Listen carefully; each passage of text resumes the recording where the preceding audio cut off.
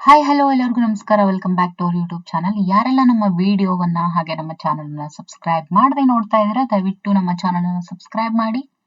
Okay, ನಿಮಗೆ ಬೇಕಾಗಿರುವಂತಹ ಯಾವುದೇ ಒಂದು ಸಬ್ಜೆಕ್ಟ್ ಟಿ GPSTR HSTR ಗೆ ಸಂಬಂಧಿಸಿದಂತೆ, ಅದರಲ್ಲೂ ಸೈನ್ಸ್ ಸ್ಟೂಡೆಂಟ್ಸ್ ಯಾರ್ಯಾರೆಲ್ಲ ಇದ್ದೀರಾ ಅವರು ನಿಮ್ಮ ಒಂದು ಟಾಪಿಕ್ ಅನ್ನ, ಯಾವುದೇ ಒಂದು ಟಾಪಿಕ್ ನಿಮಗೆ ಇಂಥದ್ದು ನನ್ನ ಹತ್ರ ಇಲ್ಲ ಅಥವಾ ನಮಗೆ ಇದು ಬೇಕಾಗಿದೆ ಅಂತ ಹೇಳಿದ್ರೆ, ಇದ್ರ ಬಗ್ಗೆ ನಮಗೆ ವಿಡಿಯೋಸ್ ಮಾಡಿ ಅಂತ ಹೇಳಿದ್ರೆ ಆ ಒಂದು ಟಾಪಿಕ್ ಬಗ್ಗೆ ನಾವು ವಿಡಿಯೋವನ್ನ ಮಾಡ್ತೀವಿ.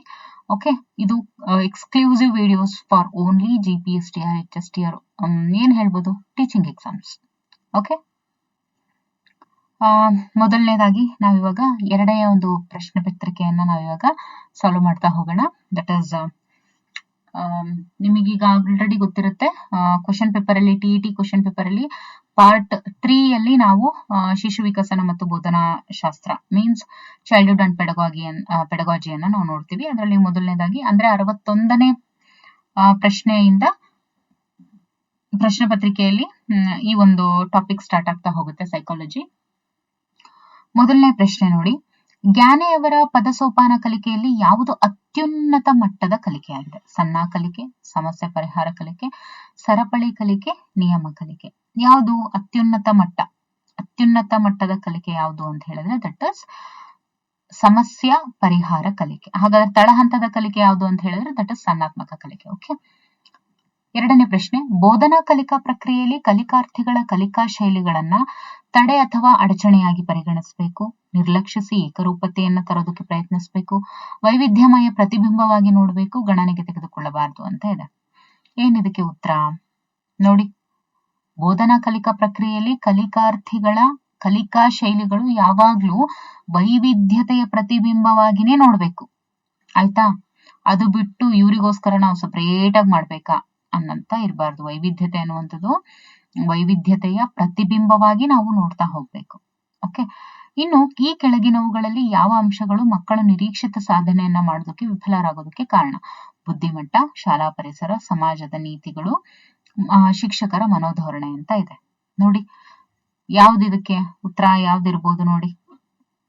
63ನೇ ಪ್ರಶ್ನೆ ಏನಂತ ಇದೆ ಅಂದ್ರೆ, ಮಕ್ಕಳು ನಿರೀಕ್ಷಿತ ಸಾಧನೆಯನ್ನ ಮಾಡೋದಕ್ಕೆ ಆಗ್ಲಿಲ್ಲ ಅಂತ ಅಂದಾಗ ಅದಕ್ಕೆ ಕಾರಣಗಳು ಏನೇನಿರ್ಬೋದು ಅಂತ ಇದೆ. ಓಕೆ, ಬುದ್ಧಿಮಟ್ಟ ಅಫ್ಕೋರ್ಸ್, ಆಮೇಲೆ ಶಾಲಾ ಪರಿಸರ ಹೌದು, ಸಮಾಜದ ನೀತಿಗಳು ನೋಡಿ. ಸಮಾಜದ ನೀತಿಗಳು ಶಾಲೆ, ಅದರಲ್ಲೂ ಮಕ್ಕಳ ನಿರೀಕ್ಷಿತ ಸಾಧನೆ ಅಂತ ಬಂದಾಗ ಅದು ಶೈಕ್ಷಣಿಕ ಆಗುತ್ತೆ, ಹಾಗಾಗಿ ಈ ಸಮಾಜದ ನೀತಿಗಳು ಬರೋದಿಲ್ಲ.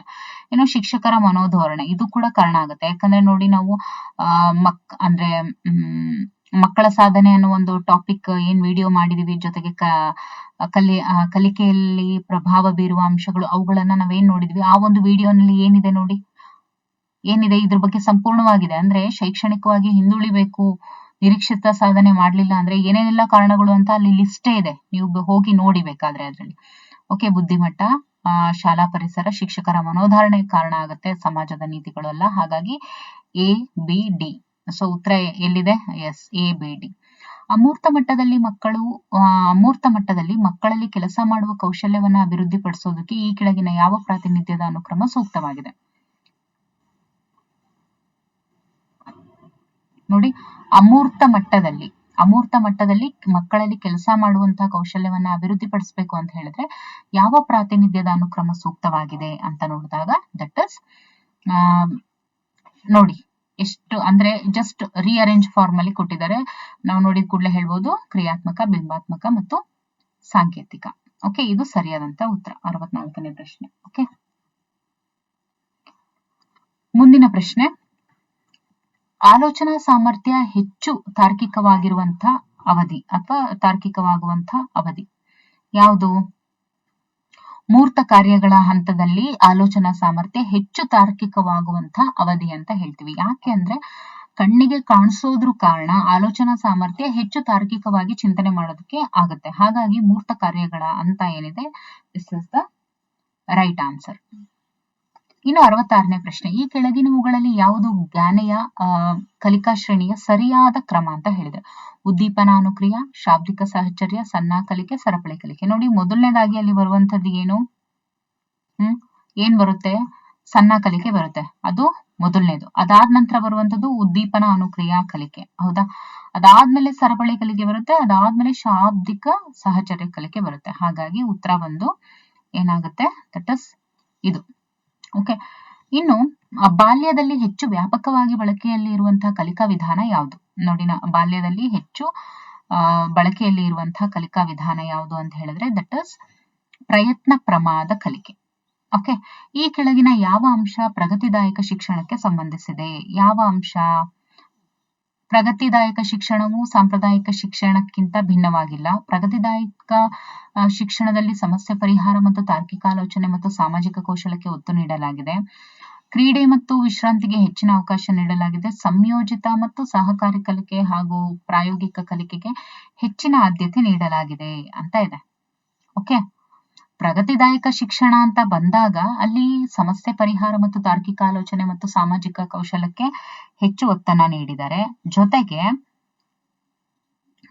ಜೊತೆಗೆ ಸಂಯೋಜಿತ ಮತ್ತು ಸಹಕಾರಿ ಕಲಿಕೆ ಹಾಗೂ ಪ್ರಾಯೋಗಿಕ ಕಲಿಕೆಗೂ ಕೂಡ ಅಲ್ಲಿ ಹೆಚ್ಚು ಆದ್ಯತೆಯನ್ನ ನೀಡಿರೋದ್ರ ಕಾರಣ ಆಪ್ಷನ್ ಸಿ ಏನಿದೆ this is the right answer. ವ್ಯಕ್ತಿಯು ಹೇಗೆ ಯೋಚಿಸುತ್ತಾನೆ ಎಂಬುದು ಅವನ ಭಾಷೆ ಮತ್ತು ಭಾಷೆಯನ್ನು ಬಳಕೆ ಮಾಡುವ ಮೂಲಕ ತಿಳಿಯುತ್ತಾನೆ.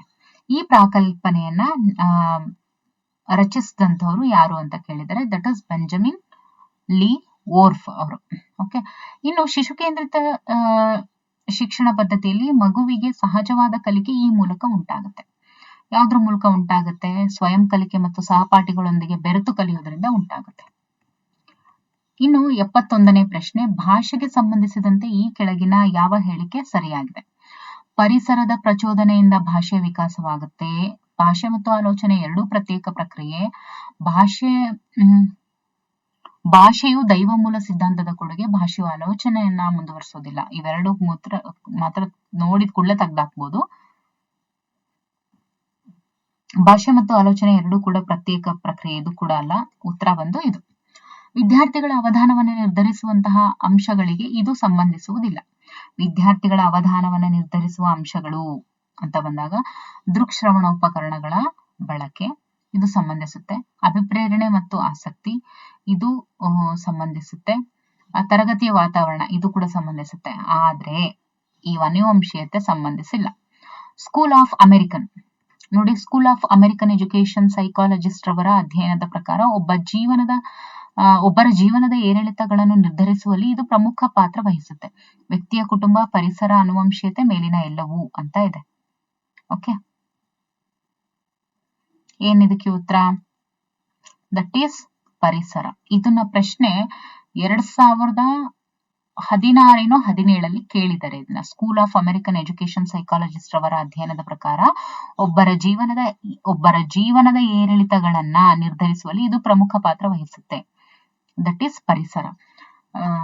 ಕೆಲವೊಂದ್ಸತಿ ಏನ್ ಅನ್ಕೊಂಡ್ಬಿಡ್ತಾರೆ, ಈ ತರ ಯಾವ ಪರಿಸರ ಮತ್ತೆ ಅನುವಂಶೀಯತೆ ಈ ತರ ಬಂದಾಗ ಎಲ್ರು ಕಣ್ಮುಚ್ಕೊಂಡಿಗೆ ಒಡೆದ್ ಬಿಡೋಣ, ಅನುವಂಶೀಯತೆ ಮತ್ತು ಪರಿಸರ ಎರಡೂ ಇರುತ್ತೆ ಅಂತ ಅನ್ಕೋತಾರೆ. ಓಕೆ, ಬಟ್ ಅದು ರಾಂಗ್. ನೋಡಿ, ಯಾವುದೇ ಆಯ್ತು ಒಬ್ಬರ ಮನುಷ್ಯನ ಏರಿಳಿತವನ್ನ ನಿರ್ಧರಿಸಬೇಕು ಅಂತ ಹೇಳಿದ್ರೆ ಅಲ್ಲಿ ಪರಿಸರ ಕೂಡ ಕಾರಣ ಆಗುತ್ತೆ. ಓಕೆ, ಇನ್ನು IEDSS ಇದರ ಒಂದು ವಿಸ್ತೃತ ರೂಪ ಯಾವುದು? ನಾವು MCQs ಅಲ್ಲಿ ನೋಡಿದ್ವಿ, 150+ MCQs ಅಲ್ಲಿ. That is inclusive education for disabled at secondary stage. Okay, ಇನ್ನು ಸೃಜನಾತ್ಮಕತೆಯ ಸಂಶೋಧನೆಗೆ ಮಹತ್ತರ ಕೊಡುಗೆ ನೀಡಿದಂತಹ ಭಾರತದ ಶಿಕ್ಷಣ ತಜ್ಞ ಯಾರು ಅಂತ ಹೇಳಿದ್ರೆ ದಟ್ ಇಸ್ RP ಸಿಂಗ್. ಇನ್ನು 76ನೇ ಪ್ರಶ್ನೆ, ದಟ್ ಇಸ್ ಡಿಸ್ಲೆಕ್ಸಿಯಾ. ಇದು ಏನು ನೋಡಿದ ಕೂಡಲೇ ಹೇಳ್ತೀರಾ, ಓದುವ ಸಮಸ್ಯೆ. ಡಿಸ್ಗ್ರಾಫಿಯಾ ಬರವಣಿಗೆಗೆ. Cerebral palsy. Okay, cerebral palsy ಇದು ಒಂದು ಈ ಪದದ ಅರ್ಥ ಮೆದುಳಿನ ಪಾರ್ಶ್ವವಾಯು ಅಂತ ಹೇಳ್ತೀವಿ. ನವಜಾತ ಶಿಶುಗಳಲ್ಲಿ ಮೆದುಳಿನ ಹಾನಿಗೆ ಸಾಮಾನ್ಯ ಕಾರಣ ಏನು? ನವಜಾತ ಶಿಶುಗಳಲ್ಲಿ ಮೆದುಳಿನ ಹಾನಿಗೆ ಕಾರಣ ಏನು?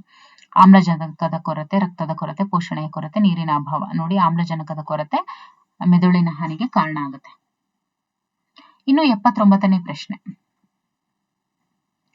ಕಲಿಕೆಯಲ್ಲಿ ಸ್ವಯಂ ಮೌಲ್ಯಮಾಪನಕ್ಕೆ ಸಂಬಂಧಿಸಿದಂತಹ ಸಾಧನ ಯಾವುದು? 79ನೇ ಪ್ರಶ್ನೆ, ಕಲಿಕೆಯಲ್ಲಿ ಸ್ವಯಂ ಮೌಲ್ಯಮಾಪನಕ್ಕೆ ಸಂಬಂಧಿಸಿದಂತಹ ಸಾಧನ ರುಬಿಕ್ಸ್ ಮೌಲ್ಯಮಾಪನ, ಪ್ರತಿಫಲಿತ ಹಾಳೆ, ತಾಳೆಪಟ್ಟಿ, ವರ್ಗ ಪರೀಕ್ಷೆ. ನೋಡಿ, ಪ್ರತಿಫಲಿತ ಹಾಳೆ ಏನಿದೆಯಲ್ಲ, this is the right answer. ಸ್ವಯಂ ಮೌಲ್ಯಮಾಪನಕ್ಕೆ ವಿದ್ಯಾರ್ಥಿಗಳ ಕಲಿಕೆಯಲ್ಲಿರುವಂತಹ ನ್ಯೂನತೆಗಳ ನೈದಾನಿಕ ಪರೀಕ್ಷೆಯು ಯಾವುದನ್ನ ಹಿಂಬಾಲಿಸಬೇಕು?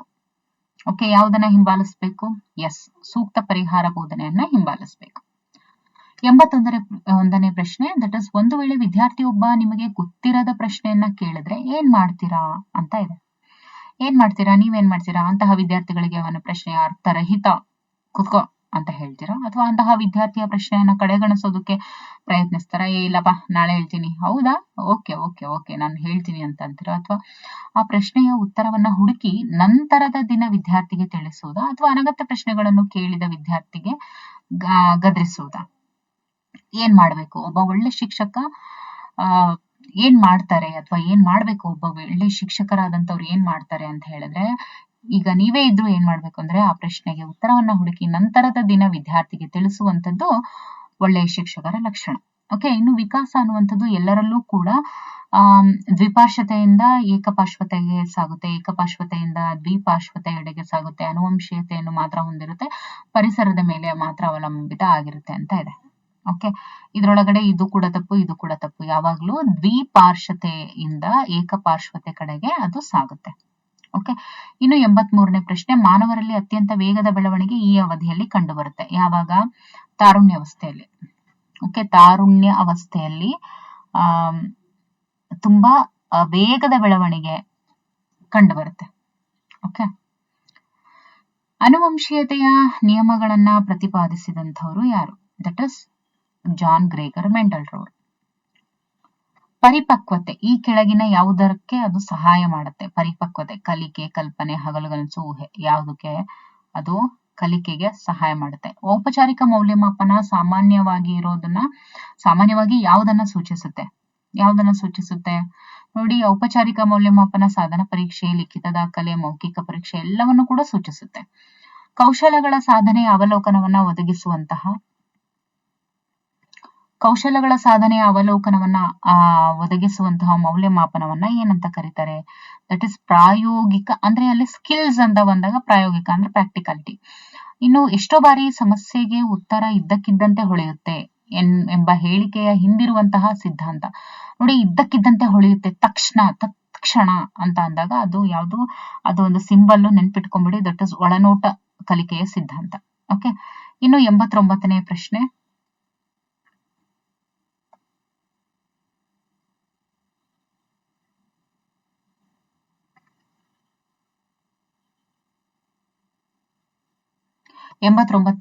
ಪರಿಶಿಷ್ಟ ಜಾತಿ ಎಂಬ ಪದನಾಮವನ್ನ ಯಾವ ಆಯೋಗ ನೀಡಿತು?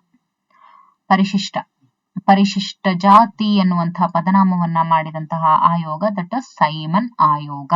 ಓಕೆ, ಸ್ಥಳಾವಕಾಶ ಸಂಬಂಧಿತ ಬುದ್ಧಿಶಕ್ತಿ ಇವರಲ್ಲಿ ಹೆಚ್ಚಾಗಿರುತ್ತೆ ನೋಡಿ. ಸ್ಥಳಾವಕಾಶ ಸಂಬಂಧಿತ ಬುದ್ಧಿಶಕ್ತಿ ಯಾರಲ್ಲಿ ಜಾಸ್ತಿ ಇರುತ್ತೆ?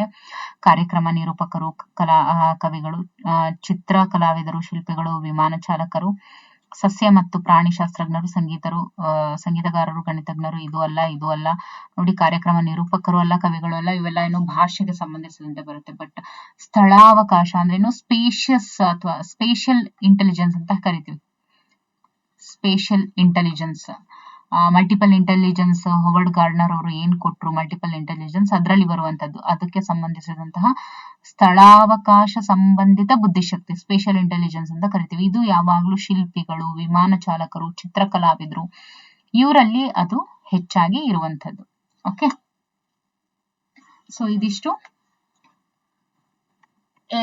ನಾವಿವಾಗ 2 ಸೈಕಾಲಜಿ ಪೇಪರ್ಸ್ ಅನ್ನ ಸಾಲ್ವ್ ಮಾಡಿದೀವಿ. ಓಕೆ, ಇದನ್ನ ನೋಡ್ಕೊಳ್ಳಿ. ಇನ್ನೂ ಹೆಚ್ಚಿನದಾಗಿ ಇದ್ರ ಬಗ್ಗೆ ನಾವು ಮಾಡ್ತಾ ಹೋಗೋಣ. Okay, thank you for watching.